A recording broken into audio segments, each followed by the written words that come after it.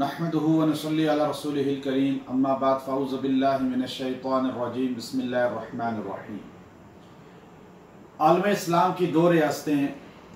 खालिस्तन इस्लाम के नाम पे मारिज़े वजूद में आईं। एक रियासत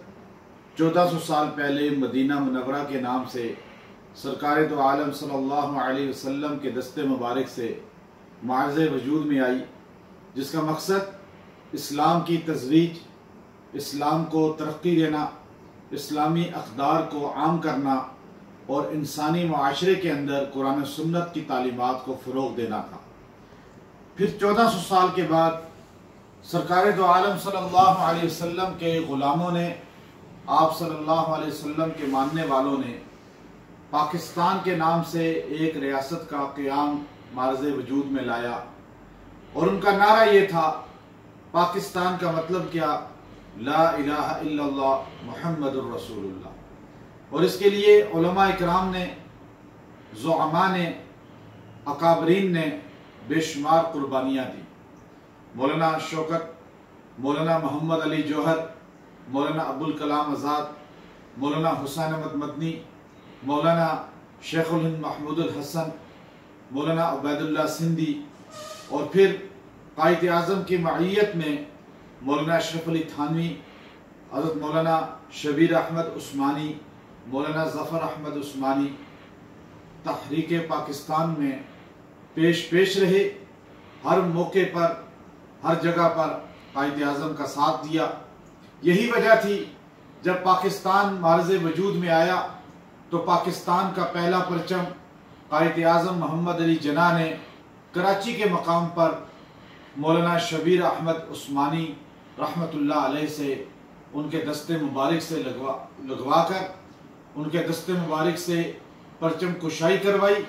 और मौलाना ज़फ़र अहमद उस्मानी के दस्ते मुबारक से बंगाल के मकाम पर परचम कुशाई कराकर इफ्तिताह किया और ये साबित किया कि ये वो उलमा थे, ये वो तबका था जिसने कायद आज़म का हर मौके पे साथ दिया। दर हकीकत पाकिस्तान की रियासत मारिज़े वजूद उसी वक़्त आ चुकी थी जब 1831 के अंदर बालाकोट के मकाम पर मौलाना सैयद अहमद शहीद रहमतुल्लाह अलैह और मौलाना शाह इस्माइल शहीद रहमतुल्लाह अलैह ने तहरीक आज़ादी की बुनियाद रखी थी और राजा रणजीत सिंह के मुकाबले पे दिल्ली को छोड़कर वहाँ से उस वक़्त अपने मुजाहिदीन साथियों के साथ पंजाब की तरफ चल पड़े थे, जब बादशाही मस्जिद के अंदर गधे बांधे जाते थे, घोड़े बांधे जाते थे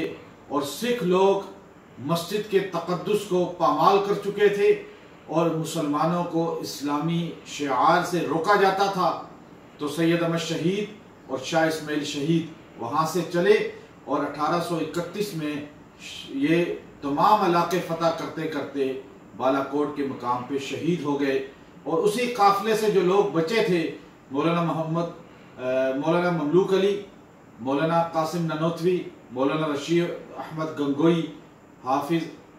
जामिन शहीद, मौलाना हाजी इमदादुल्लाह महाजर मक्की, ये तमाम वो नुफूस कुदसिया थे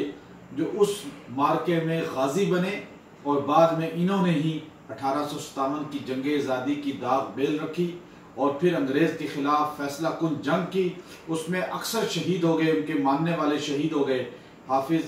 जामिन शहीद हो गए, मौलाना हाजी इमदादुल्लाह महाजर मक्की यहाँ से हिजरत करके मक्का मुकरमा चले गए। मौलाना कासिम ननोतवी रहमतुल्लाह अलैह ने दारुल उलूम देवबंद की बुनियाद रखी और इल्म के ज़रिए इनकलाब की कोशिश शुरू कर दी। और फिर उसी मदरसा के पहला तालिब इल्म,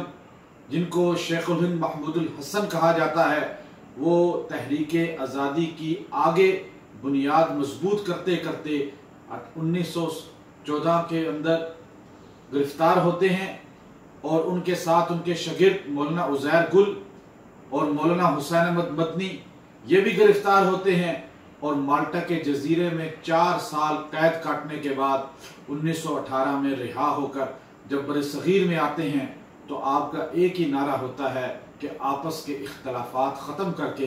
कुरान और सुन्नत की तालीम पर यकजा होकर एक ऐसे मुल्क के लिए कोशिश की जाए जिस मुल्क के अंदर मुसलमान आज़ादाना हैसियत से कुरान और सुन्नत की तालीमात पे अमल कर सके। तो उसके बाद मौलाना अशरफ अली थानवी रहमतुल्लाह अलैह अपने शागिर्दों को कायद आज़म के शाना बशाना किस तरह तहरीक में शामिल करते हैं। तो 1947 में पाकिस्तान मारज़े वजूद में आता है। तो इसका परचम कुशाई मौलाना अशरफ अली थानवी रहमतुल्लाह अलैह के तलामिज़ और असातिज़ा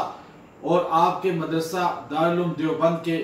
असातिज़ा मौलाना शबीर उस्मानी, मौलाना ज़फ़र उस्मानी के दस्ते मुबारक से परचम कुशाई कराई जाती है। तो ये क़याम पाकिस्तान एक मैसेज है कि पाकिस्तान के अंदर इस्लामी अक़दार को, इस्लामी निज़ाम को मजबूत किया जाए। आज हमारा मुल्क मजबूत हो सकता है मज़ीद जब तक इस मुल्क के अंदर इस्लामी निज़ाम को आम नहीं किया जाएगा। अदालतों के अंदर और तमाम जितने भी यहाँ के हमारे इदारे हैं उनके अंदर कुरान और सुन्नत की बालादस्ती नहीं होगी, अमन नहीं होगा। व आखिर दावाना अनिल हम्दुलिल्लाहि रब्बिल आलमीन।